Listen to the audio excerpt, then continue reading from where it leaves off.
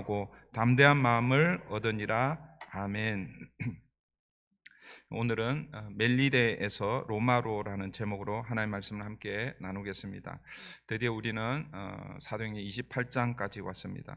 다음 주 한번 이제 살펴보면 사도행전 강해를 마무리합니다. 오늘이 사도행전 강해의 84번째입니다. 다음 주 하면 85번째가 되는데 1년 6개월이 넘었죠. 한 성경을 가지고 1년 6개월 동안 이렇게 달려간다는 것이 저도 부담스럽고 또 매주 같은 본문의 같은 성경의 본문을 또 여러분 함께 또 말씀을 묵상하고 듣는 것이 쉽지는 않은데 여러분들이 여기까지 이렇게 잘 따라와 주셔서 감사하고 또 여러분 수고하셨습니다.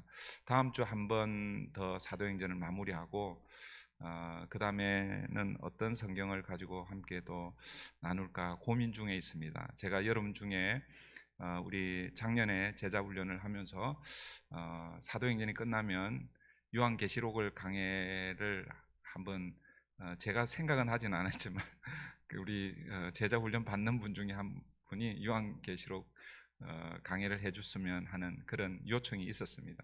그래서 제가 긍정적으로 검토하겠다 그렇게 제가 말씀을 드렸습니다. 그런데 긍정적으로 검토가 잘 안 돼요. 그래서 사도행전이 끝나면 요한계시록을 할지 아니면 다른 성경을 할지 아니면 또 다른 걸 뭔가를 할지 고민 중에 있습니다. 여러분 고민한다는 것은 기도한다는 것인데 여러분들 함께 기도해 주시면 좋겠습니다. 제가 보니까요 우리가 마가복음을 강해를 했고 그 다음에 이제 사도행전을 했습니다. 그래서 사실은 거의 3년 동안 신약 성경을 지금 우리가 묵상하고 있는데 그 요한계시록을 하게 되면 또 1년 반은 또 신약을 계속 해야 될 것 같아서 이번에는 구약으로 한번 갈까 이렇게 생각 중에 있습니다. 여러분도 한번 생각해 보시고요 기도해 주시면 좋겠습니다. 오늘 본문은 유라굴로 광풍에서 구원을 받아 한 섬에 도착하고 그리고 그 섬에서 일어난 한 사건이 소개가 되고 있죠. 1절 보십시오. 우리가 구조된 후에 안즉 그 섬은 멜리데라 하더라. 그들이 도착한 섬은 멜리데라는 섬이었습니다. 지금은 말타라는 섬으로 그렇게 알려져 있죠. 위치는 여러분 나중에 지난번에 한번 올려주셨는 것 같은데 우리 날마다 주님과의 우리 카톡방에 올려주신 것 같은데 나중에도 한번 여러분 참고를 해보시면요 그 이탈리아 반도의 남쪽으로 보면은 시실리라는 큰 섬이 있습니다. 그 섬과 그리고 또 북아프리카의 그 튀니지 사이에 있는 조그만한 섬입니다. 그런데 지금 현재는 은퇴 후 가장 살기 좋은 지역으로 그렇게 알려져 있죠. 이 몰타라는 섬이 혹시 가본 분들이 혹시 계실지 모르겠어요. 가본 분들이 있으면 목장 모임이나 아니면 식사 시간에 한번 소개해 주셔도 좋을 것 같습니다. 유라굴로 강풍 후에 이 멜리데 섬에 도착한 것이 여러분 우연히 도착한 것처럼 그렇게 보일 수 있습니다. 그러나 우리는 그렇게 해석하면 안 된다고 그랬죠. 우리는 어떻게 해석해야 합니까? 어떻게 해석해야 됩니까? 하나님의 섭리, 하나님의 계획, 하나님의 인도하심으로 해석해야 합니다. 왜 그렇게 해석해야 합니까? 유라굴로 광풍 중에 하나님께서 사도 바울에게 안전하게 안전을 하나님께서 약속해 주셨기 때문에 그렇죠. 그리고 공교롭게도 이 섬의 이름의 뜻, 이 멜리데라는 이 섬의 이름의 뜻이 안식처 혹은 피난처라는 그런 뜻이 있습니다. 풍랑 중에 여러분 다른 섬에 도착할 수도 있잖아요, 그죠? 그런데 이 사도 바울과 그 일행들이 어디에 도착했냐면 몰리데 피난처라는 뜻을 가진 섬에 도착한 것입니다. 그런 의미에서 하나님께서 그들을 위해 준비한 섬이 바로 이 멜리데라고 할 수 있을 것입니다. 2절 보십시오. 비가 오고 날이 참에 원주민들이 우리에게 특별한 동정을 하여 불을 피워 우리를 다 영접하더라. 하나님은 한 섬을 준비하신 것뿐만 아니라 그 섬의 원주민들을 통해서 환대를 받을 수 있도록 그렇게 했습니다. 여러분 한번 생각해 보십시오. 만약 섬에 있는 이 원주민들이 적대적으로 대했다고 하면 유라굴로 이 광풍에서는 건짐을 받을 수 있었을지 모르지만 섬에서 겨울을 나기가 쉽지 않았을 것입니다. 그런데 하나님은 멜리데 섬을 준비하셨을 뿐만 아니라 그 섬의 원주민들의 마음을 움직여서 그들의 환대를 받도록 하셨습니다. 여러분, 그뿐만 아닙니다. 본문을 계속해서 살펴보면 석 달 동안 그 섬에서 생활하면서 필요한 모든 것들을 공급받게 해주셨고, 그리고 10절을 보시면 이제 항해를 할 수 있는 시기가 되어서 로마로 떠나갈 때 모든 쓸 것을 배에 올려주었다라고 이렇게 말씀하고 있습니다. 물론 이 배에서 구원받은 사람이 몇 명이었어요? 276명이죠. 이 섬 사람들이 276명을 모두 다 그렇게 한 건 아닐 거예요. 276명이 다 배를 타고 가면서 쓸 수 있도록 그렇게 하지는 않았을 것입니다. 여기서 얘기하는 것은 아마 사도 바울과 우리라는 공동체, 사도 바울과 함께 했던 사람이 누구였어요? 누가와 또 아리스타고, 그리고 또 어쩌면 이 사도 바울을 데리고 가는 백부장 율리오 정도까지 이렇게 포함을 시킬 수 있을 것입니다. 근데 어쨌든 오늘 본문을 통해서 보면 3개월 동안 그 섬에서 겨울을 나는 것뿐만 아니라 이제 로마로 갈 때에 쓸 것도 다 이 멜리데 이 사람들 주민들이 그렇게 해주고 있다라는 것입니다. 하나님은 멜리데 섬뿐만 아니라 원주민들을 준비하셔서 그렇게 도우시고 함께 하셨습니다. 여러분, 여호와의 준비해 주시는 하나님을 여호와 이레라고 그렇게 말하지 않습니까? 여러분, 이 사도 바울에게만 하나님은 여호와 이레의 하나님이 아니십니다. 오늘 우리가 이 땅을 사는 믿음의 여정을 걷는 저와 여러분, 또 우리 브릿지 교회에도 고난 가운데, 풍랑 가운데, 어려운 가운데서도 살 길을 열어주시는 여호와 이레의 하나님이실 줄 믿습니다. 그 주님 붙들고 또 이 믿음의 여정을 걸어가는 저와 여러분 되기를 바랍니다. 그런데 오늘 본문은 2절까지는 참 좋아요, 그죠? 그런데 3절부터 6절은요, 사도 바울이 환영받는 중에 사도 바울에게 한 일이 일어난 사건이 소개되고 있죠. 3절 보십시오. 바울이 나무 한 묶음을 거두어 불에 넣으니 뜨거움으로 말미암아 독사가 나와 그 손을 물고 있는지라. 여러분, 겨우 섬에 도착했습니다. 이제 목숨을 구하고 추위를 피하기 위해서 불을 쬐면서 몸을 말리고 있는데, 그런데 그만 독사가 바울의 손을 물었다라고 말씀합니다. 여러분, 원주민들이 이 광경을 보고 어떻게 생각하고 있는가? 4절 한번 보십시오. 원주민들이 이 짐승이 그 손에 매달려 있음을 보고 서로 말하되 진실로 이 사람은 살인한 자로다. 바다에서는 구조를 받았으나 공의가 그를 살지 못하게 함이로다 하더니, 원주민들은 독사가 사도 바울의 손을 물었기 때문에 바울이 곧 죽을 것이라고 그렇게 확신했습니다. 그러면서 사도 바울을 뭐라고 말하고 있습니까? 평가하고 있습니까? 아마 저 사람은 살인자였을 것이다 라고 이렇게 생각합니다. 여러분, 그렇게 생각하는 이유가 무엇일까요? 그들은 당시 신화에 나오는 정의의 여신에 의해 모든 사람들이 공의로 심판을 받는다라는 것을 믿고 있었습니다. 그래서 사도 바울이 유라굴로 광풍 가운데서 그 바다에, 죽음의 바다에서는 구원을 받았지만, 그러나 독사에 물려서 지금 당장 죽지는 않았지만 이 사람들이 생각하기로는 곧 죽을 것이다. 그러니까 살인자가 아니고서는 공의의 정의의 여신 디케가 이렇게 심판하지 않을 것이다라고 이렇게 생각하는 것이죠. 그래서 독사에 의해서 죽게 된 사도 바울을 바라보면서 그는 분명 살인자였을 것이다라고 이렇게 평가하고 있습니다. 그런데 여러분, 바울이 죽었습니까? 안 죽었습니까? 5절 보십시오. 안 죽었죠. 바울이 그 짐승을 불에 떨어버림에 조금도 상함이 없더라. 바울이 죽지 않았습니다. 아무 이상이 없습니다. 여러분, 왜 죽지 않았을까요? 하나님이 보호해 주셨기 때문인 것이죠. 마가복음 16장 17절 18절에 이런 말씀이 있습니다. 믿는 자들에게는 이런 표적이 따르리니 곧 그들이 내 이름으로 귀신을 쫓아내며 새 방언을 말하며 뱀을 집어올리며 무슨 독을 마실지라도 해를 받지 아니하며 모든 사람에게 손을 얹은즉 나으리라 하시더라. 물론 이 말씀을 해석하는데 여러 논란이 있는 말씀 중에 하나이긴 합니다. 그러나 여러분, 이 말씀은 예수님께서 승천하시기 전에 제자들에게 마지막 지상 대명령 사명을 주시고, 예수님께서 사명만 주신 것이 아니라 그 사명을 이루실 때에 주님이 함께 하시겠다고 말씀하시면서 약속도 주신 말씀입니다. 그 말씀이 마가복음에서는 이렇게 표현이 되고 있죠. 여러분, 이 말씀을 오늘도 곧이곧대로 믿는 사람들이 있습니다. 물론 이제 금방 제가 말씀드렸지만 해석상의 문제가 있을 수 있습니다.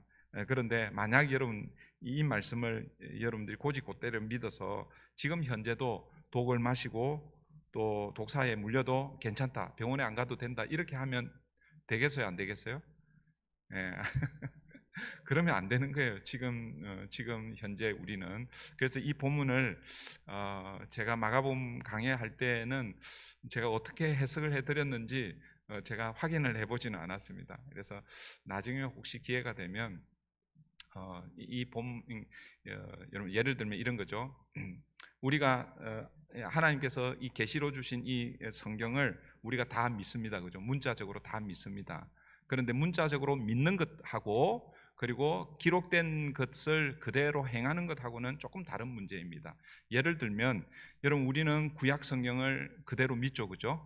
구약 성경에서 이스라엘 백성들이 하나님 앞에서 의롭게 되고 또 구원의 길로 나아가는 거룩하게 되는 그 통로가 무엇이냐면 제사 예배였습니다. 그래서 그 제사 예배를 가장 그 디테일하게 알려주는 성경이 어디입니까? 레위기잖아요. 레위기죠. 그래서 그 레위기에 보면 5가지 중요한 제사가 소개가 되고 있고 그 제사를 어떻게 해야 하는지 아주 구체적으로 설명하고 있습니다. 그런데 우리는 그것을 다 그대로 믿습니다. 그런데 신약 시대, 은혜의 시대를 사는 우리는 구원의 길이, 의롭게 되는 방법이 그것은 모형으로 그림자로 주어 주셨고 그리고 참이신 예수 그리스도 십자가를 통해서 그 구약 제사를 다 완성해 주셨습니다. 그래서 오늘 우리는 이스라엘 백성들이 드렸던 그 구약 제사대로 하나님을 예배하지 않습니다. 그죠? 그러니까 구약 성경을 우리가 그대로 다 믿지만 그러나 그 구약 성경이 기록된 대로 다 행하지는 않는다라는 것입니다. 만약 그대로 해야 된다면 오늘 저와 여러분이 오늘 어떤 제사를 드려야 될 것 같아요? 희생 제사를 드려야 되는 것이죠. 그러니까 여러분들은 집에서 기르고 있는 뭐 기르고 있는 거 있어요? 없죠. 그러면 어떻게 해야 됩니까? 시장에 가서 사갖고 와야 될 거 아니에요, 그죠? 네, 그렇게 해야 됩니다. 그런데 지금은 그렇게 하지 않습니다. 왜냐하면 히브리서에 하면 예수 그리스도께서 대제사장이면서 영원한 희생 제물이 되셔서 단번에 십자가에서 죽으심으로 영원한 효력을 나타내는 희생 제물이 되셨기 때문에 오늘 우리는 하나님 앞에 예배할 때에 구약 이스라엘 백성들이 드렸던 그런 방식으로 제사 예배하지 않습니다. 마찬가지로 그러면 신약은 어떤가? 여러분 가끔씩 신약은 우리가 다 지켜야 된다라고 그렇게 생각하는 경우도 있습니다. 그러나 그렇지 않습니다. 신약의 경우도 사도 시대까지 주신 말씀이 있고 그리고 또 그 이후에 주신 말씀이 있다라고 이렇게 학자들은 그렇게 이해합니다. 특별히 우리 개혁교단, 리폼 트래디션 철치들은 그렇게 이해를 합니다. 그래서 오늘 이 금방 제가 인용한 이 말씀 마가복음 16장 17절 18절 이 말씀을 개혁 전통에 있는 교회들은 사도 시대 때에 복음을 전하는 사명을 가지고 있는 그들에게 허락하신 것이고 오늘 우리에게는 해당이 되지 않는다라고 이렇게 해석하시는 부류가 있습니다. 이게 이것이 옳다 저것이 옳다 이거는 이제 나중에 하나님께 가서 우리가 확인할 일인데 어쨌든 오늘 이 말씀 예수님께서 사명을 주시면서 약속해 주신 이 말씀의 핵심은 무엇이냐면 하나님의 나라와 복음을 위해서 하나님이 주신 사명을 감당하는 자들은 하나님께서 그 사명을 다하기까지 어떤 위험 가운데서도 지켜주시겠다는 그런 약속입니다. 사도 바울에게 하나님께서 사명을 주셨죠. 1차, 2차 전도 여행을 통해서 그 사명을 완수했습니다. 그런데 사도 바울에게 마지막 또 사명을 주신 거예요. 어떤 사명을 주셨습니까? 로마에 가서 예루살렘에서 내 증인이 된 것처럼 로마에서도 내 증인이 될 것이다. 나를 증언할 것이다 라는 그 사명을 주셨습니다. 그래서 유라굴로 강풍 가운데서도 하나님께서 사도 바울을 지켜주셨고 또 오늘 본문에서 독사의 독으로부터 지켜주신 것입니다.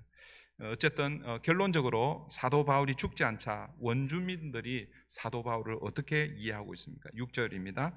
그들은 그가 붙든지 혹은 갑자기 쓰러져 죽을 줄로 저희가 기다렸다가 오래 기다려도 그에게 아무 이상이 없음을 보고 돌이켜 생각하여 말하되 그를 신이라 하더라. 바울을 신이라고 한 이유가 무엇일까요?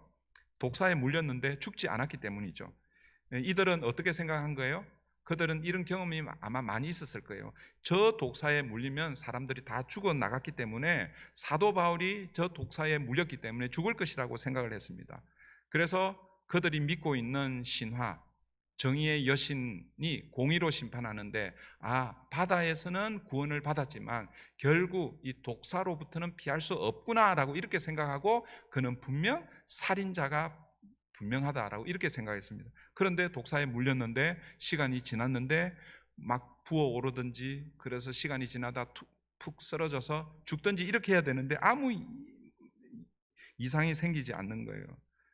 그러니까 어떻게 생각하고 있는 거예요? 멜리데 사람들이 살인자에서 어떻게 부르고 있습니까? 신이라고 이렇게 부르고 있습니다. 이 멜리데 사람들의 이 모습이 어쩌면 오늘 저와 여러분의 모습이 아닌가 생각합니다. 여러분, 사도 바울이 살인자였습니까? 살인자였어요? 아니에요? 아니잖아요, 그죠? 질문이 어렵습니까? 사도 바울이 신입니까? 아니잖아요, 그죠? 그런데 여러분, 멜리데 사람은요, 사도 바울 한 사람을 바라보면서 양극단으로 평가를 내리고 있습니다. 첫 번째는 살인자라고 그렇게 생각했다가 그 다음에는 뭐예요? 신이라고 이렇게 생각하는 거예요. 물론 우리가 좀 긍정적으로 그냥 좋게 보면 멜리데 사람들이 사도 바울을 아주 높이고 있다라고 이렇게 생각할 수 있겠지만 그러나 여러분 이게 우리의 모습이라는 거예요. 우리의 어떤 모습입니까? 사람들을 보고 판단할 때 우리가 이렇게 꼭 판단한다는 거예요. 양극단으로 그렇게 판단한다는 거예요. 내게 조금 거슬리면 그냥 그 사람을 그냥 살인자라고까지는 아니지만 아주 그냥 그런데 또 내게 조금만 저거 하면 또 이렇게 높이기도 하고 우리의 모습이 아닌가 생각이 듭니다. 그러나 여러분 사도 바울은요 살인자도 아니었고 신도 아니었습니다. 똑같은 사람이었죠. 여러분 우리가 사람들을 바라볼 때 사람들을 평가할 때 이런 우를 범하지 않았으면 좋겠습니다. 그래서 여러분 우리 목장 모임이 있는 이유가 그런 이유입니다. 그리고 사실은 좀 더 발전해서 1년에 한 번씩 이 목장을 섞어가지고 서로를 좀 더 잘 알아갈 수 있는 그런 여건이 되면 좋은데 현실적으로 제가 보니까 우리 교회뿐만 아니라 한국에서 그리고 미국에서 여러 교회를 거쳐가면서 이 목장 구역을 막 그냥 이렇게 그냥 섞어서 그렇게 하는 게 참 쉽지가 않구나. 여러분들이 로봇이면 괜찮아요. 로봇이면 여러분들이 로봇이면요 그냥 딱 번호를 매겨가지고 그냥 쫙 하면 괜찮은데 우리는 다 인격을 가지고 있고 또 부족하고 연약하기 때문에 그게 쉽지가 않습니다. 그래서 형편에 맞게 지금 하고 있는데 여러분 제가 지난번에도 어떤 분이 그러더라고요. 오랫동안 신앙생활 함께 했는데 같이 이렇게 여행을 하거나 혹은 단기 선교를 가거나 그러면서 옆에서 이렇게 얘기하다 보면 그 사람을 새롭게 알게 되는 거예요. 이게 우리의 모습입니다. 그래서 여러분 절대로 어떤 사람을 첫 인상이나 혹은 여러분들이 보는 한 그 면만 가지고 사람들을 평가해서는 안 된다는 것을 여러분들 기억하시고 그렇게 하면요 다른 사람이 나를 그렇게 평가할 것입니다. 우리는 언제나 겸손하게 주님의 눈으로 사람들을 바라보기를 바랍니다. 여러분 주님의 눈으로 사람들을 보면요 주님은 어떤 눈으로 바라볼까요? 긍휼의 눈으로 보자, 사랑의 눈으로 보잖아요. 용서의 눈으로 보잖아요. 은혜의 눈으로 보게 될 것입니다.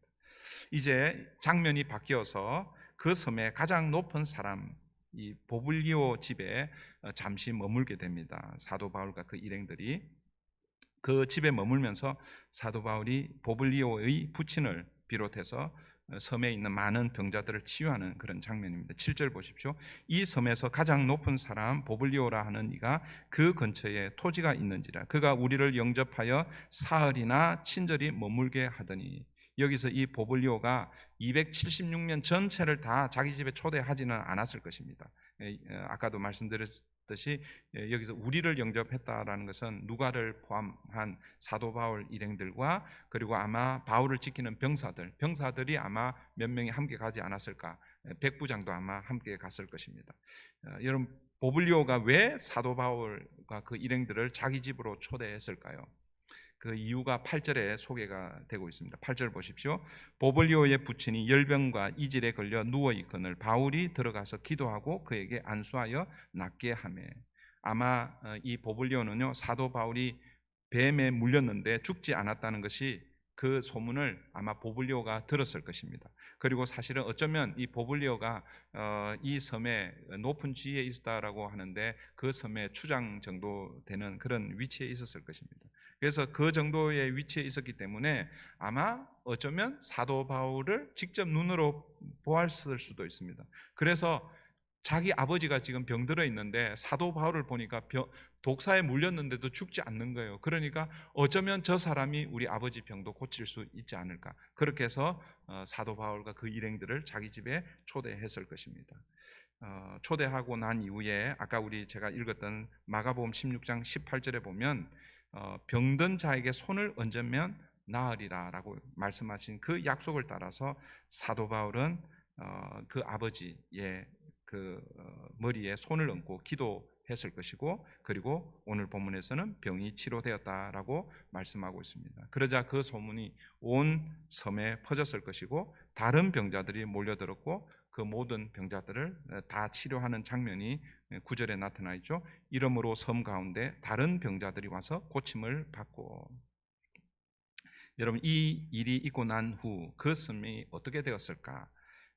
성경은 그 이후의 사건 이야기를 기록하고 있지는 않습니다.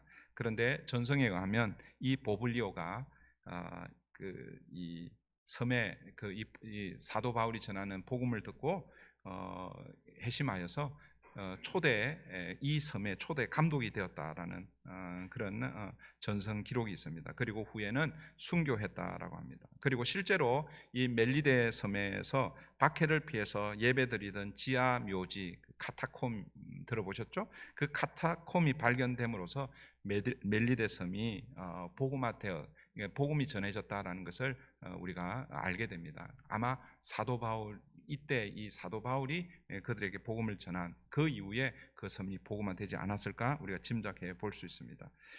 여러분, 하나님께서 왜 사도 바울 일행을 이 멜리데 섬으로 보내셨을까요? 이들을 안전하게 지키기 위해서 멜리데 섬에 보냈겠죠. 그런데 또 다른 한편에서는 이 멜리데 섬에 있는 이 원주민들 이들을 위해서 하나님께서 그 섬으로 보내지 않았을까. 물론 하나님께서 일부러 유라굴로 강풍을 일으키고 그리고 또 배가 파손되고 멜리데 섬에 이렇게 도착하고 그리고 또 사도 바울은 독사에 물리고 하나님께서 일부러 그렇게 하지는 않았을 것입니다. 그러나 그 상황, 환경이 그렇게 흘러갈 때에 그 사실은 사도 바울에게는 엄청난 고난이고 힘든 여정이었습니다. 그런데 하나님은 그 모든 상황과 환경을 사용하셔서 어떻게 하고 있습니까? 복음을 전할 수 있는 기회를 열어주고 있는 것이죠. 그 성경에도 보면 그런 예들이 많이 있죠. 하나님 고난을 사용하셔서 그 고난을 통해서 많은 사람들이 구원받는 그런 일이 있습니다. 그 대표적인 게 여러분 요셉이잖아요. 요셉은 형제들의 미움과 시기를 받아 애굽의 노예로 팔려갑니다. 여러분, 이 요셉이요 꿈을 하나 꾸었잖아요, 그죠? 근데 그 꿈도 자기가 꾸고 싶어서 꾼 꿈이 아니에요. 하나님이 주신 꿈이잖아요. 근데 그 꿈의 내용은 무엇입니까? 어쨌든 그 정확하게 이해는 못하지만 11 집단이 자기에게 고개를 숙이고 그리고 해, 달, 별들이 자기에게 경배하고 하는 것. 그래서 그 꿈을 내가 높은 자리에 올라가겠구나 이런 그런 막연한 생각을 했을 거예요. 그런데 여러분, 요셉이 꿈대로 되었습니까? 물론 결론은 꿈대로 되었지만 그 과정은 어떻습니까? 형들의 미움을 받아 애굽의 노예로 팔려가죠. 그게 종살이합니다. 억울한 누명을 받고 감옥에 갇히고 그렇게 세월을 보냅니다. 10수년을 그렇게 보내죠. 여러분 1년 그렇게 보내는 것도 쉽지 않은데 10수년을 그렇게 보내는 게 쉬웠겠습니까? 그런데 마침내 어떻게 합니까? 하나님께서 그 모든 것을 협력하여 선을 이루시는 것이죠. 그를 애굽의 총리로 세우십니다. 여러분 애굽의 총리가 되어서 여러분 이 요셉 이 야곱의 가문은 요셉 때문에 그 기근에서 구원을 받았습니다. 요셉 야곱의 가문만 그랬습니까? 애굽이 그 7년 흉년 가운데서 구원을 받았죠. 그리고 주변의 나라들이 구원을 받고 있습니다. 여러분 요셉의 고난, 요셉의 이 어려운 그 환경을 하나님께서 선으로 바꾸어 주신 것이죠. 그러므로 사랑하는 성도 여러분, 우리가 당하고 있는 이 고난, 우리가 처해 있는 어떤 환경, 때로는 그 환경이 우리를 힘들게 하고 어렵게 할지라도 하나님은 그것을 통해서 또 다른 하나님의 뜻을 이루어 가는데 사용할 수 있다라는 것을 여러분 기억해야 합니다. 그런 의미에서 여러분들이 당하고 있는 고난이 있습니까?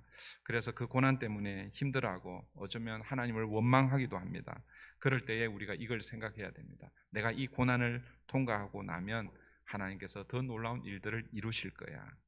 하나님께서 내가 당하는 이 고난을 통해서 하나님의 선하신 뜻을 이룬다고 한다면, 내가 당하는 이 고난 때문에 누군가가 하나님의 은혜를 경험하게 된다면 여러분 그 고난은 축복의 통로가 되는 것이죠.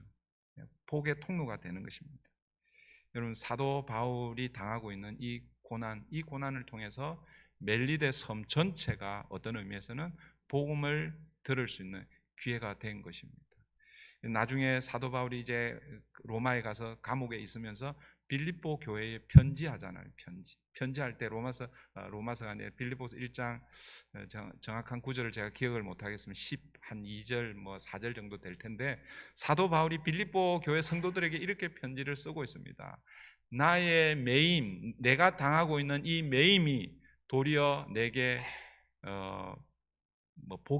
복이다라는 표현은 아닌데 더 내게 이롭게 되었다라고 이렇게 얘기합니다. 그러면서 뭐라고 얘기하냐면, 내가 매인 이것 때문에 내가 시위대 이 간수들에게, 죄수들에게 복음을 전할 수 있는 기회가 되었습니다라고 이렇게 얘기하고 있습니다. 여러분 자기가 감옥에 갇힌 그것이 어떻게 사도 바울에게 유익이 될 수 있습니까? 그런데 사도 바울은 그 모든 환경, 그 고난, 그 아픔을 하나님의 나라 복음의 관점에서 해석을 하니까 여러분 한번 생각해 보십시오. 자기가 죄수로 그 감옥에 있지 않으면 사도 바울이 어떻게 시위대 그 간수들에게 복음을 전할 수 있는 기회가 있었겠습니까? 자기의 그 상황이 도리어 자기는 지금 현재 고난을 받고 있지만 그 자기의 고난이 복음을 전할 수 있는 통로, 길이 되었다라는 것입니다. 사랑하는 성도 여러분, 저는 우리 브릿지 교회, 저와 여러분들이 고난 없이 인생을 사는 사람은 없잖아요, 그죠?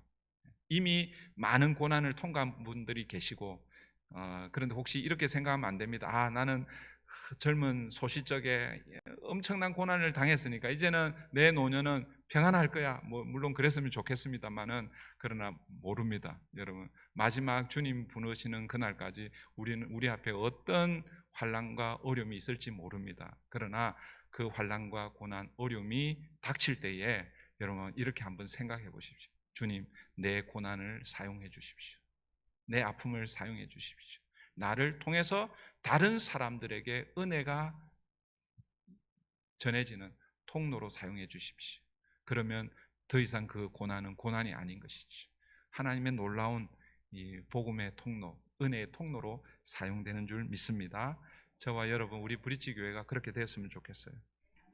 물론 고난을 받으라는 뜻은 아닙니다. 고난을 받게 되면 그런 마음으로 그 고난을 통과했으면 좋겠습니다. 10절 11절입니다. 후한 예로 우리를 대접하고 떠날 때에 우리 쓸 것을 배에 실었더라. 석 달 후에 우리가 그 섬에서 겨울을 난 알렉산드리아 배를 타고 떠나니 그 배의 머리 장식은 디오스구로라. 멜리데 섬의 원주민들은요, 마지막까지 사도 바울과 그 일행들을 후하게 대접하고 있습니다. 그리고 로마에 가서 쓸 것까지 제공하고 있습니다. 사도 바울과 일행들이 이런 후한 대접을 받고 이제 로마로 출발합니다. 그런데 이들이 타고 가는 그 배를 알렉산드리아 배라고 이렇게 얘기합니다. 학자들이 이 배가 타고 원래 어디였어요? 어디에서 갈아탔나요? 제가 지금 지명을 기억을 못 하겠습니다. 네, 하여튼 거기에서 가이사라에서 처음 탔던 배는 아드라 무떼의 배였잖아요, 그죠? 그거는 그 지중해 근해를 왔다 갔다 하는 소위 말해서 로컬 배입니다. 로컬 우리 완행 버스 같은 배고, 그리고 이제 장거리 여행을 하기 위해서는 이 알렉산드리아 배를 어디서 하여튼 갈아탑니다. 한번 확인해 보세요. 거기서 갈아탔던 배가 알렉산드리아 배잖아요, 그죠? 그런데 그 배는 뭐예요? 파선했어요, 그죠? 파선했는데 어떻게 갈 때 이 배를 타고 다시 가는가? 두 가지 해석이 가능합니다. 그래서 어제 그저께 본문 이렇게 보시면은 이 뱃머리가 거기에 이제 해안에 딱 걸리고 그 고물이 파도에 의해서 파손되었다라고 이렇게 나와 있잖아요, 그죠? 그래서 아마 이 선원들이 배를 3개월 동안 수리했을 것이다, 이런 가능성이 있고, 그 다음에 또 가능성은 뭐냐면 이 알렉산드리아, 이름이 알렉산드리아 배이지만 아마 이 배는 알렉산드리아를 출발해서, 애굽의 그 알렉산드리아를 출발해서 겨울을 여기에서 낯설 것이다 라고 이렇게 해석하기도 합니다. 뭐 어떻게 해석하든 어쨌든 똑같은 배, 그러니까 이름은 똑같은 배 이름입니다. 그런데 이 사도행전 저자 누가가 이 로마로 출발하는 이 배를 어떻게 묘사하고 있냐면 이렇게 묘사하고 있어요. 그 배의 머리 장식은 디오스구로라라고 이렇게 묘사하고 있습니다. 여기서 이 디오스구로, 이 단어는 여러분 성경을 갖고 계신 분들은 그 해석을 보시면요, 그리스 로마 신화에 나오는 제우스의 쌍둥이 아들이라고 이렇게 나와 있습니다. 그러니까 제우스의 아들, 쌍둥이 아들의 이름이라는 거예요. 당시 사람들은요, 이 제우스 아들의 이 쌍둥이 아들이 이 바다의 폭풍이나 여러 가지 어려움에서 안전하게 지켜주는 항해의 수호자로 그렇게 여겼고, 그리고 배에 이 두 아들의 이 사진이 아니죠, 이 형상을 이렇게 그려서 그렇게 이제 다녔다고 합니다. 여러분, 다시 출발하는 배에 이런 장식을 하고 떠난다는 것은 어떤 의미일까? 누가는 왜 이 배를 이렇게 굳이 설명을 하고 있을까? 멜리데 섬에서 이제 로마로 출발했다라고 이렇게 기록하면 되는데, 구체적으로 그 배 앞에 이 두 아들의 이 형상을 설명하고 있는 이유가 무엇일까? 저는 두 가지 이유 때문이 아닐까 생각합니다. 첫 번째는요, 반어적으로 이 배를 지키시는 분이 누구신가라는 것을 반어적으로 표현하고 있다는 거죠. 선원들과 사람들은 누가 이 배를 지킬 것이다 라고 생각하고 있는 거예요? 디오스구로가 지킬 것이다 라고 그렇게 생각하고 있는 것이죠. 그런데 누가가 이 배에 디오스구라를 언급한 것은, 이 배를 지키는 것은 디오스구라가 아니라 하나님이라는 것을 반어적으로 보여주기 위해서 그렇게 하지 않았을까, 그렇게 생각해 볼 수 있겠고요. 두 번째는 이 배에 타고 있는 사람들의 영적 상태를 보여주기 위해서 이렇게 표현하고 있지 않았을까. 왜냐하면 3개월 전 이들이 무엇을 경험했습니까? 유라굴로 광풍을 경험하지 않았습니까? 다 죽을 그런 상황에 있었습니다. 14일 동안 해, 달, 별들도 보이지 않고 구원의 여망마저 사라졌다라는 거예요. 구원의 여망, 마지막 희망이라도 남아있으면 뭘 어떻게 해보겠는데 그 남아있는 희망도 다 사라진 상태였습니다. 죽을 시간만, 날만 기다리고 있었던 그들에게 누가 나타났어요? 사도 바울이 나타났잖아요. 지난밤에 하나님께서 내게 말씀하셨습니다. 배가 비록 파손하긴 하지만 여러분의 생명은 한 생명도 잃지 않을 것입니다. 하나님 약속해 주시고, 그리고 그 하나님께서 지켜주셨잖아요. 이 사람들이요, 3개월 전에 이 사건을 기억할까요, 못할까요? 기억을 해야 되는데, 여러분, 이 그림을 그려놓고 배를 항해한다는 것은 기억을 하지 못한다라는 것이죠. 이걸 어떻게 표현할 수 있겠습니까? 이들이 3개월 전 이 유라굴로 강풍에서 구원을 받았을지는 모르지만, 그러나 여전히 그들의 영적 상태는 구원과 멀어져 있는 상태라는 것을 우리가 보게 됩니다. 구원을 한번 경험했는데, 근데 여기서 이 구원은 우리가 생각하는 그런 구원이 아니죠. 물리적인 이 바다에서 구원을 받았습니다. 그렇다면 바울이 누구인지를 여러분 배워야 될 거 아니에요. 알아가야 될 거 아니에요. 바울이 가지고 있는 그 복음이 무엇인지를 깨닫고 그 복음으로 새롭게 되어야 되는데 이들은 그렇게 되지 못했다라는 것을 이 말씀 한 구절, 이 말씀을 통해서 우리가 유추해 볼 수 있습니다. 사랑하는 성도 여러분, 우리는 어떤가? 우리의 신앙생활, 믿음의 여정 가운데서 우리는 어떻게 신앙생활하고 있는가를 돌아볼 수 있어야 됩니다. 구원은 받았는데 여전히 뭐예요? 내 생각, 내 경험, 내 지식을 버리지 못하고 옛날 그 모습을 그대로 안고 살아가고 있지는 않은지 우리를 돌아보는 저와 여러분 되기를 바랍니다. 12절부터 15절은 이제 멜리데 섬을 출발해서 로마에 도착하는 그런 여정을 그리고 있습니다. 먼저 12절, 13절 보십시오. 수라구사에 대고 사흘을 있다가, 이 수라구사는 아까 시실리 섬, 큰 섬입니다. 그 이탈리아 반도 밑에 있는 그 지도를 보면 아주 크게 나와요. 그 항구 시라쿠스, 영어로는 아마 시라쿠스라고 나와요. 수라구사에 대고 거기서 사흘 있다가 거기서 둘러가서 레기온에 이르러 하루를 지낸 후 남풍이 일어나므로 이튿날 보디올에 이르러, 그러니까 수라구사에서 레기온에서 보디올에 이렇게 가게 됩니다. 이 보디올이 어디냐면 이탈리아 이제 남단, 최남단의 항구입니다. 그러니까 이 보디올이 이탈리아에 이제 도착했다라는 그런 의미입니다. 그 지도를 나중에 보시면 지금 현재 이 지역이 어디냐면 나폴리, 여러분 나폴리 아시죠? 가보신 분들 계실지 모르겠는데 그 나폴리에 있는 항구가 보디올입니다. 여기에 도착하고 있습니다. 14절부터 15절, 그러니까 이제 이 보디올에서는 이제는 더 이상 항해 바다로 가는 것이 아니라 이제 육로를 향해서 가는 거예요. 14절부터 15절. 그러니까 12절부터 13절은 멜리데에서 보디올이라는 항구 로마에 도달했고, 그 다음에 이제 보디올에서 이제 로마로 가는 여정이 14절부터 15절에 소개되고 있습니다. 거기는 보디올입니다. 형제들을 만나 그들의 청함을 받아 이레를 함께 머무니라. 그래서 우리는 이와 같이 로마로 가니라. 이제 로마로 이제 가게 돼 16절에 가면 이제 로마에 도착하게 됩니다. 그곳 형제들이 우리 소식을 듣고 앞비오 광장과, 여러분 이 앞비오 광장도 굉장히 유명한 광장입니다. 우리 성경은 앞비오라고 번역하고 있는데 아피아 광장입니다. 여기도 로마 가 보신 분들은 아마 여기 이 광장을 가 보셨을 거예요. 트레이스 타베르네까지 맞으러 오니 바울이 그들을 보고 하나님께 감사하고 담대한 마음을 얻으니라. 로마로 이제 가는 여정입니다. 그 로마로 가는 여정 중에 형제들, 그리스도인들이 소식을 듣고 사도 바울 마중 나오죠. 어디까지 마중 나오냐면 앞비오 광장과 트레이스 타베르네까지입니다. 여러분 이 앞비오는 로마로부터 약 한 학자들마다 뭐 정확하게 거리가 좀 다르더라고요. 근데 평균 약 한 70km 떨어져 있습니다. 로마에서, 그러니까 소위 말하는 로마 시리에서 그 아피오까지 한 70km 떨어져 있고, 그 다음에 트레이스 타베르네까지는 약 50km 떨어진 곳입니다. 여러분 이 로마 교회 성도들은 사도 바울을 알아요, 몰라요? 직접적으로 모르죠, 그죠? 안디옥 교회와 같은 그런 성도들이 아닙니다. 안디옥 교회는 사도 바울을 선교사로, 전도자로 파송했잖아요, 그죠? 그런데 로마 교회는 그런 교회가 아니에요.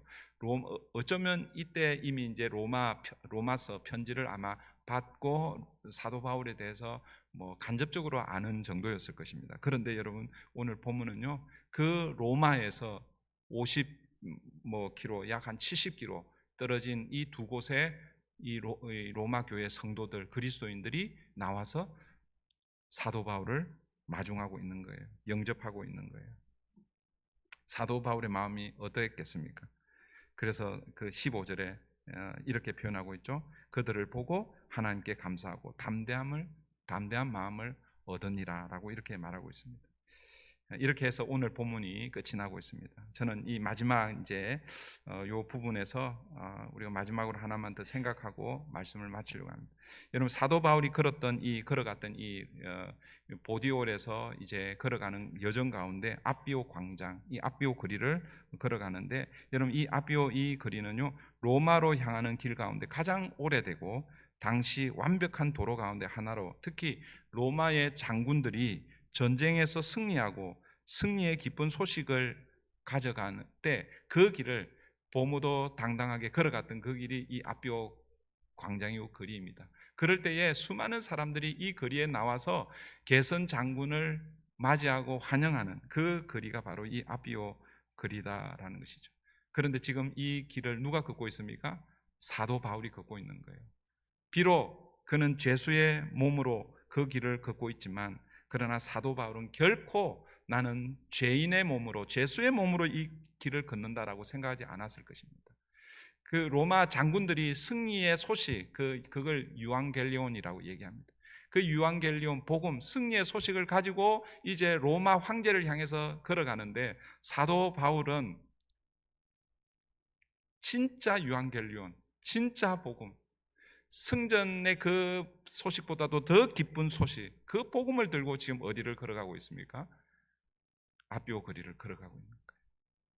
근데 혼자 걸었으면 얼마나 초라하고 얼마나 좀 위축되고 그렇게 했겠어요. 그런데 그걸 알았는지 몰랐는지는 모르지만 로마 교회 성도들이 그 50km, 70km 되는 그곳에 와서 마치 개선 장군을 환영하듯이 사도 바울을 맞이하고 있다라는 것입니다.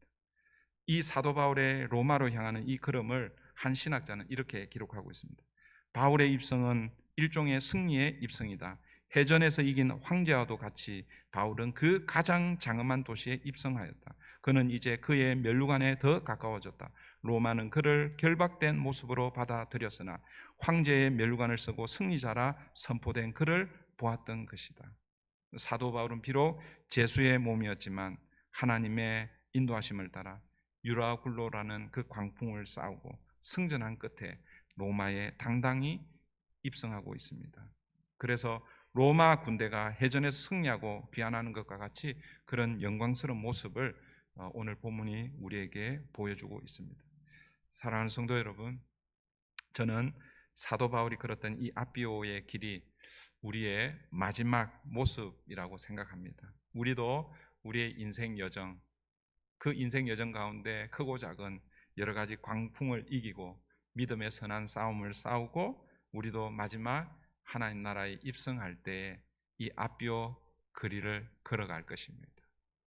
저와 여러분이, 우리 브릿지 교회가 여러분 이 마지막 이 장면을 여러분 생각하면서 여러분의 주어져 있는 믿음의 선한 싸움, 우리가 걸어가야 할 믿음의 여정을 걸어가는 저와 여러분 되기를 바랍니다. 우리 찬송가 228장 1절을 부르면서 주님께서 제정해 주신 성찬에 함께